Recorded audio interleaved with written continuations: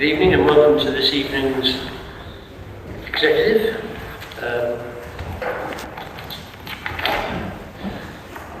So first of all, have we got any apologies for not attending? I've had apologies from Councillor Diane Moore that I lead up. Okay, anybody else? No, I think we're all here otherwise. Okay.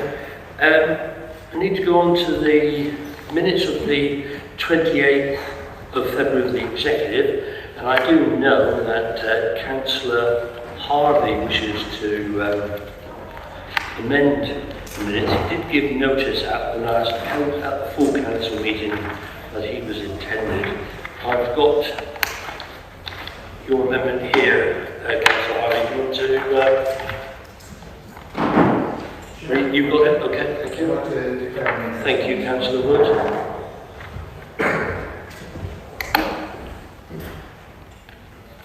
It's minute 38. Councillor Harvey.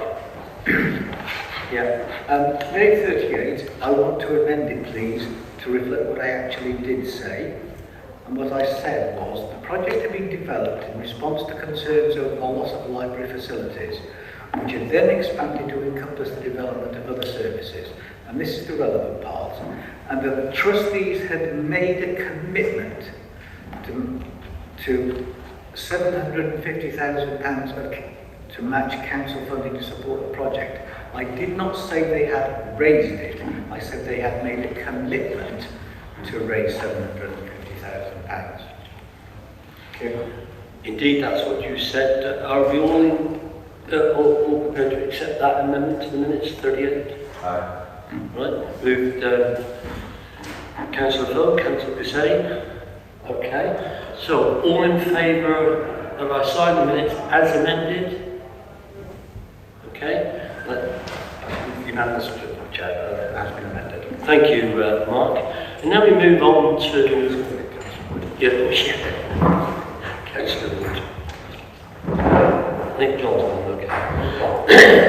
So we go on to if you want to declare any interest, please do so, as Councillor Wood did. And then we've got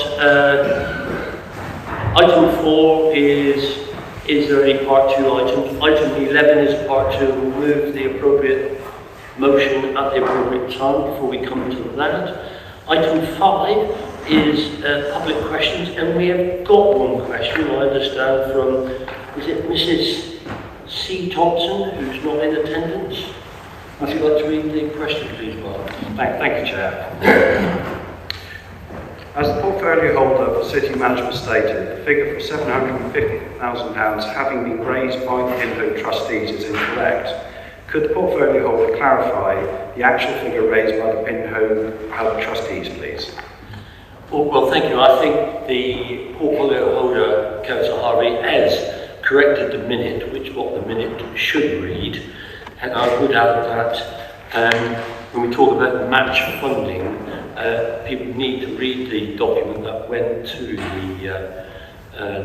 the executive, which actually spoke on how it was made. It was made with SIL 106, and there was some funding to be raised locally, not necessarily matched, but that will come near the time. So I would argue that the question isn't really relevant and it's already been answered. Thank you. So if that's okay, I'll move on now to item 6 on the agenda, which is additional staffing at Control Centre. And here we've got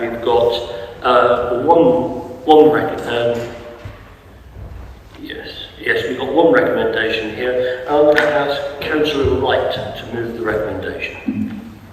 Thank you, Chair. The recommendation is to recruit an additional 3 full-time or equivalent members of staff in order to increase the capacity to proactively monitor city centre CCTV. Okay, thank you. Now we've got Councillor Vizard after standing order 44, but before we take it, Councillor Vizard, we're going to have the report from Dave Hudson. Dave, are you bringing in this report on additional staffing? Thank you, Chair. Yes, unfortunately, David Bartram can't be in attendance tonight, so I'm afraid you have me for this item. Not greatly more to add, so it's a fairly straightforward request for an additional 3 full-time equivalent members of staff. Total cost to the council will be £87,000. The funding for that in this financial year will come from the additional unbudgeted funding that we received from the government in the final settlement, which conveniently totals £87,000. So that will deal with the funding for this year. As members are aware, the longer term, there's a need to reduce our spending in line with government policy, and therefore this will form part of the mix going forward. Happy to take any questions. Okay, David, and as you always do, remind us that all things have to be paid for. I totally accept that. So before we go into the debate and any questions, I'm going to ask Councillor Matthew Vizard, who is asked to speak under Standing Order 44. Councillor Vizard. Thank you very much, Stephen. Thank you, everybody, for the opportunity to speak this evening. At the full council for last... Yeah, stop. Do you want mine? One moment, starting up.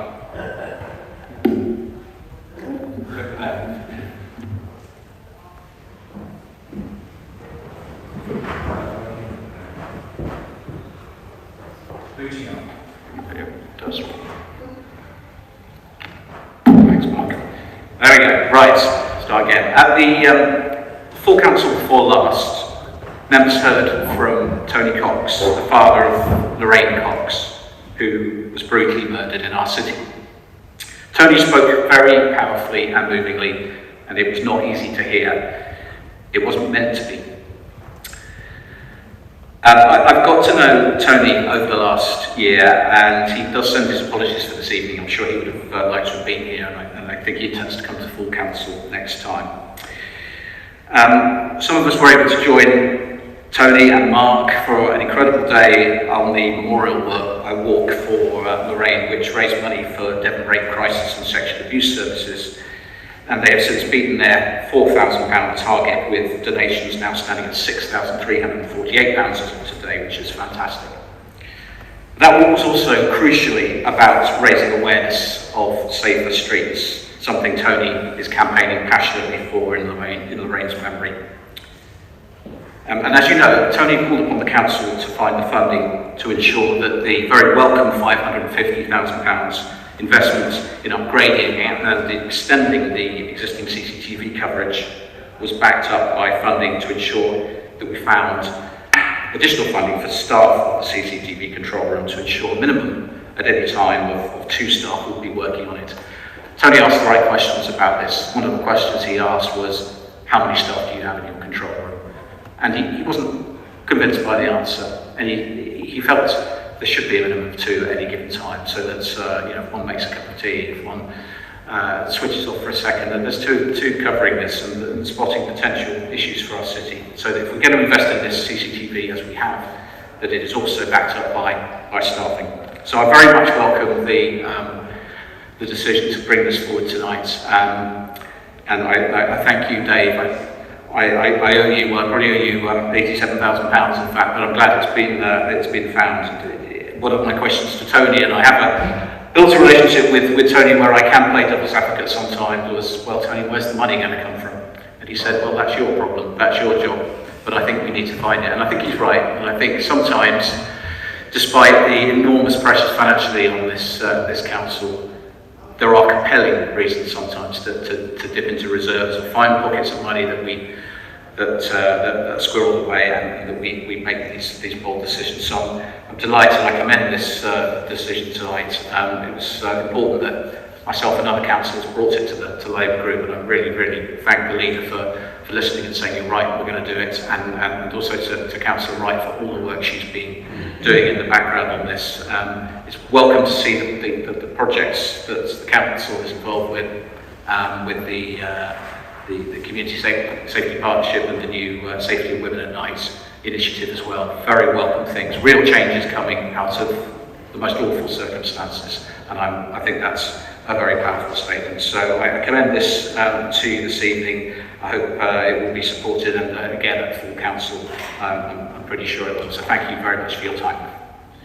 Thank you, Councillor Vizard. So I'm going to open it up, and please, if you can give your questions and contributions. I'm going to take questions and contributions within, and I understand that. Yes. Councillor Kevin, you're all making sure I call you Kevin. I was always going to call you Kevin. Well, I'll call you Kevin. I'll call you Councillor Mitchell. Councillor Mitchell, please. Thank you, Leader. You can call me Kevin any time. That's absolutely fine, Phil. I very much welcome this report and recommendation, and I echo the words of Councillor Vizard as well. I think we were all incredibly moved at the full council prior to last by the words of Tony. And I'm extremely pleased that you've been able to find the money to do this, and I'm very supportive of it, and I'm sure that there will be cross-party support on this matter, because that's what we need to do, just work together on this matter across all parties. So thank you very much. Laura in particular, I know you've worked really hard on this. It's something that is vital that we do need to do. I used to cover the CCTV service myself when I was a portfolio holder, so I know the work they do there.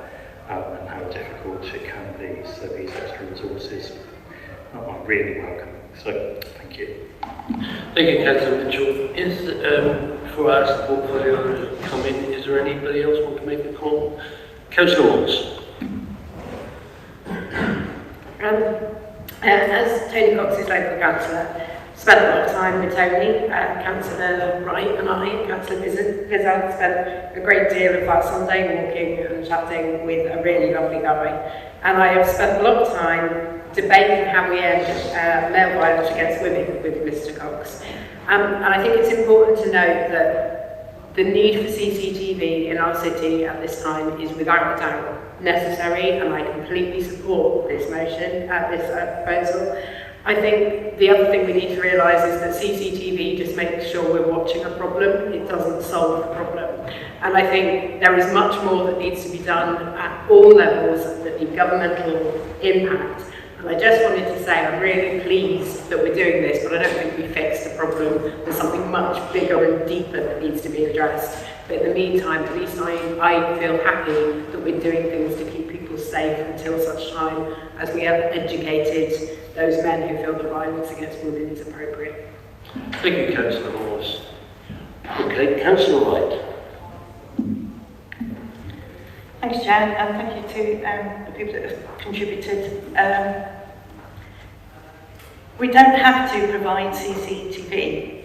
There's an awful lot of things that we don't actually have to do, but we choose to do them.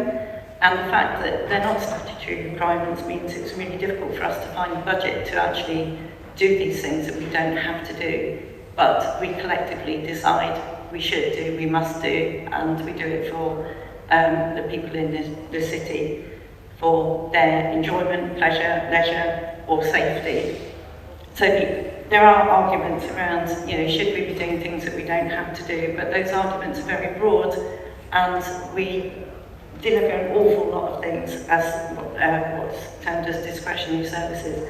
So when it came to this discretionary service, the reason to have extra staff is really to make it function and for the staffing benefit, because there's going to be a bit of extra pressure on the staff. We've been really lucky to have received a massive grant, £500,000, to increase the CCTV coverage and update it all and make it more efficient across the city. But by also being a partner with the SWAN project and the SWAN Safety of Women at Night Charter, and also our own Safer Streets project, one of the things that we've said we will do is to put signs up so that if people feel vulnerable, if they're walking on their own, think they might be being followed and they would like someone in the control room just to take a look, there's a number that they'll be able to ring. So this will put, again, a bit more increase of pressure on the staff in the CCTV room to be able to manage that. So I really would like to thank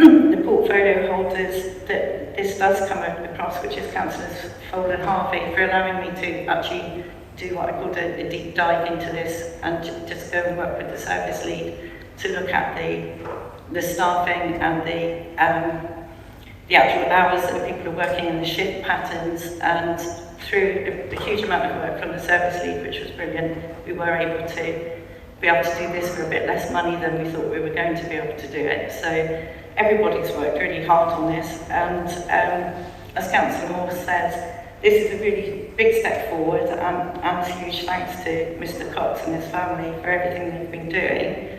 But it's not going to solve the problem of safety or perception of safety, as some people might call it. That's another one for another time. But it does all help. Our city is generally very safe, and it's a fantastic place to be, to live, to work, to come and visit. So I wouldn't want anyone going away with the perception that it isn't. But what we're doing here is just to make it that bit safer, and to allow all women to be able to go out. Whether they want to get horrendously drunk or not is their business. Whether they want to go for a meal, go to the theatre, just for a walk or a jog is their business. But for them to feel the same sense of safety as men do in our city is really, really important to all of us. So there's a huge amount of work going on around all of this, and this is just one part of it, but I hope it shows our commitment to this. Thanks, Chair. Right, thank you, Councillor Wright.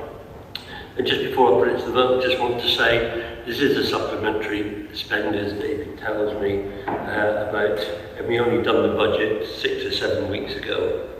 And I hope this demonstrates that as an authority we will listen, and we have listened, and we've made changes, and I think that's important to residents of the city. I'm glad that we've got cross-party support, because we are in Purder, and I didn't want this to be held up any longer. And by having cross-party support, we can deal with this as soon as possible. So all those in favour of the recommendation, please show. That's a unanimous vote in favour of the recommendations, Chair, and they have been carried. Thank you very much. On to item 7, overview of the general budget review. There's 4 recommendations here. Dave Hodgson. Thanks, Chair. Yes, this is the third quarter report on the general fund budget, which sets out the current position as at the end of December. In terms of the budget projection, we're showing a fairly significant underspend, so the expected take from the general fund balance is significantly lower. But members will recall that for the last 2 quarters, I have been highlighting the challenges facing the council in terms of delivery of projects with the current climate, so outside of the control of officers, and that means, as I've reported previously, members should expect a significant number of supplementary budgets to be requested at the end of the financial year to continue to deliver on your expectations and plans. Currently it's projected that the underspend that will materialise will cover those supplementary budget requests. Members are also reminded that in spite of the fact that we're underspending, there are still areas of income that are being challenged as we come out of the COVID pandemic and are not back yet to the levels that we saw previously. And we have an earmark reserve available to offset those pressures in this financial year, and I'm pleased to say there will be money left over to support 2022-23 as well, because the expectation is it will take some time for those income streams to fully recover. There are a couple of supplementary budget requests for you to approve, albeit it's after the end of the financial year. However, the supplementary budget requests are all relate to grants that we've received from the government, and this is ticking the box to get you to add the expenditure and the income into the budget. They're all self-financing, so there's no impact on the general fund balance. I'm happy to take any questions. Thank you, David. David, always be careful when you say there may be money left over. Councillor Full. Yes? Yeah. Okay. Thanks, David. You mentioned considerable underspends in some areas, which, of course, for us is good news to balance the budget. But are some of those regular underspends? And if so, are they things that we can look to cut back on year? Thank you, it's a good question.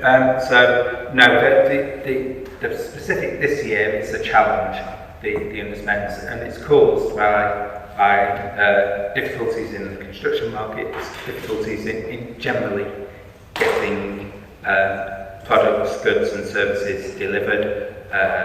Members will be well aware that there's significant price inflation. There's challenges ranging from a lack of semiconductors, which mean a lot of electrical and products that rely on electrical elements are just being delayed. So it's more of a delay than a genuine underspend.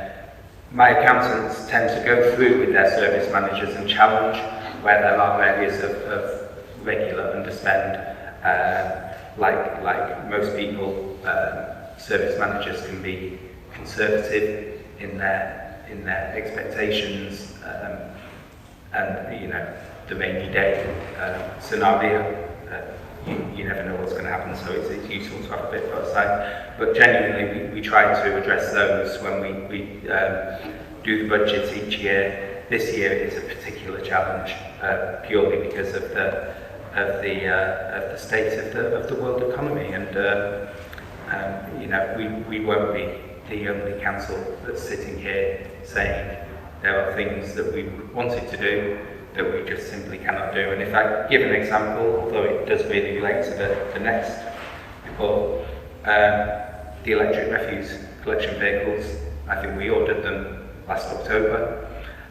Not going to get them until the new financial year. So that kind of gives you an idea of just how far lead-in times have gone over the last year or so. Thank you, David. If there's no further questions or remarks, so I'll put that to the vote. All in favour of the 4 recommendations? That's unanimous vote in favour of the recommendations, and they have been carried, Chair. Item 8, which is the 21-22 General Fund Capital Monitoring Statement for the 3rd quarter, and there's 2 recommendations here. David. Thank you, Chair. Yes, this is the 3rd quarter monitoring for the capital programme. I'm going to sound like a struck record because it will be a very similar statement. So, in terms of the budget, it stands at around £100 million, and we've spent £12.9 million, which is probably the lowest percentage spend in any one year. But everything I've just said about the challenge of delivery of goods and services absolutely hits the capital programme even more greatly than it does the revenue account. So it's not a case that the things aren't going to be done, it's simply a case of getting them delivered. So again, the expectation is there will be a significant carry forward of the capital programme, absolutely still in line with your priorities to deliver that. But the construction market, again, is facing an extremely challenging period, and it's difficult to deliver tenders at the moment.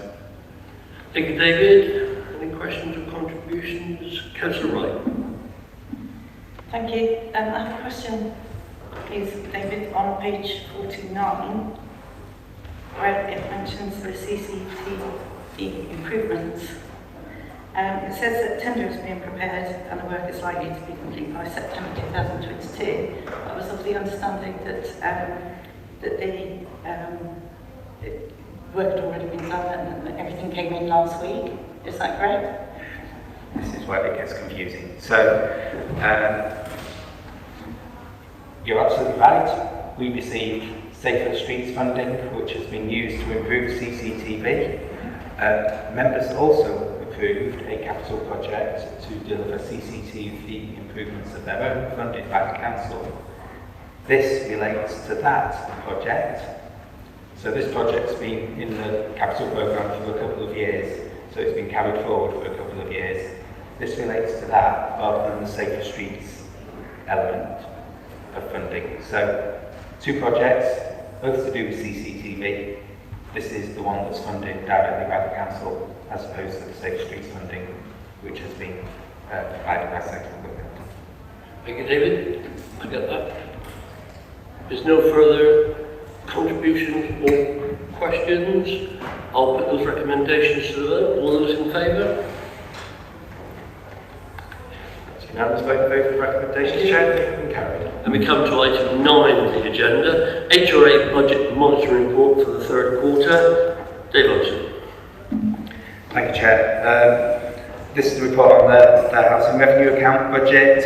There's very little to say in terms of movement, so it's exactly in line with the approved budget, variance of £20,000.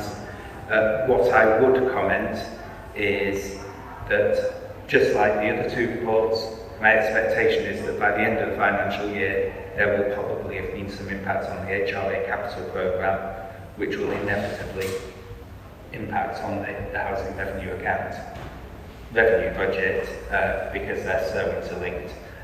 So it wouldn't surprise me if there is an underspend at the end of the financial year for exactly the same reasons as we've just talked about for the general fund.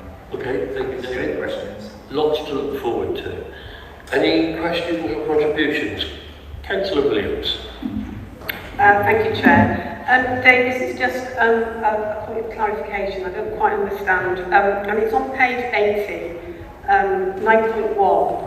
It's the Historic Council-owned build fund accounts and why they're sort of treated separately and self-financing. So I didn't quite understand that. If you mind explaining to me, thank you. Yeah, thank you. So, back in 2008, the then government announced a project to deliver new council homes across the country, which would be funded in part by central government, and they set a number of stipulations. The City Council bid for that to deliver Rowan House and Knights Place. One of the requirements of central government was that although it sat within the HRA, it had to be held separately and prove it was self-financing. So you couldn't take funds from other tenants in order to subsidise the new properties that were built by that. Knights Place and Rowan House were delivered to a passive house standard, our first passive house council houses back in 2008, and throughout the time right up to now, it's comfortably been self-financing. Okay, thank you. That's answered that very well. Any further questions or contributions? No, I'll put the recommendations to the vote. All those in favour? Unanimous vote in favour of the recommendation, which has been carried. Thank you very much. And now we move on to item 10, which is freedom of the city. As you can see, there's a recommendation here that we consider granting the freedom of the city to Philip Bostock, who we all remember was our chief executive. And there's one recommendation here. Don Smith. Thank you, Leader. I think the report is self-explanatory and it clearly meets the criteria that have been set down in 2018 for such nominations. And I will say as well that as Mr Bostock's name is clearly shown in one of the windows looking down on you this evening, I hope the Executive will support the recommendations. Thank you. Okay, thank you very much. And indeed, this goes to full council, and I feel sure all parties will make contributions at that meeting. Councillor Sutton. Thank you, Chair. Yes, just briefly, I was thinking exactly the same thing, John. I'm looking directly at the window that says 1997 Philip Stock, and he was the Chief Executive when I was first elected, and I think, Chair, when you were as well, and he was a calm, thoughtful, courageous Chief Executive who has worked alongside a number of leaders of the Council, and I know that much more will be said when we get to full Council, but it seemed appropriate we're at least talking about him in this room, in the full Council won't be, because he will, it's very richly deserved as an honour, and I know he will value it enormously. Thank you. Indeed, thank you very much, and indeed the papers actually demonstrate the strength of his backstory there. So if we're all in favour of that recommendation, please show. That is unanimous vote in favour of the recommendation, so happy carry, Chair. Okay, before we move to item 11, I need to move the motion which takes us into part 2. I formally move the motion. Oh, sorry, I second. Right, all those in favour of moving to part 2, thank you very much. That's unanimous vote, Chair, that we have moved to part 2. Thank you. Right now on item 11.